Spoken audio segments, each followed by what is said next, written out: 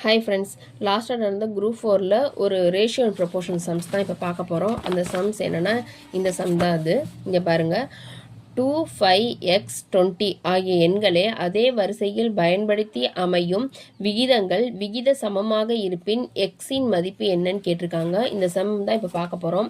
இந்த சம் எப்படி எழுதுறதுன்னா, ஃபஸ்ட்டு எடுத்தோன்னே இங்கே என்ன கொடுத்துருக்காங்க, 2, 5, x, 20 இதுதான் கொடுத்துருக்காங்க. அதே வரிசையில் பயன்படுத்தி அமையும் விகிதங்கள் தான் கேட்டிருக்காங்க. ஸோ அதனால் நம்ம இதை எப்படி எழுதுறோன்னா 2:5:x:20 அப்படின்னு நம்ம இதை எடுத்துக்கலாம். ஸோ நம்ம எப்பவுமே ரேஷியோ பார்க்கும்போது என்ன பண்ணுவோம், இந்த ரெண்டு இதையும் எடுப்போம், அப்புறம் இந்த ரெண்டு இதையும் எடுப்போம். ஸோ நம்ம எக்ஸ் தான் கேட்டிருக்காங்க. So 5x = 20 × 2. அப்போ எக்ஸோட வேல்யூ தான் நம்ம கண்டுபிடிக்க போகிறோம். 20 × 2 டிவைடட் பை மல்டிப்ளிகேஷனில் இருக்கிறது 5 இங்கிட்டு வரும்போது டிவைட் ஆயிரும். ஸோ 5 இங்கே 4 டைம்ஸ் போகும். 4 2s 8.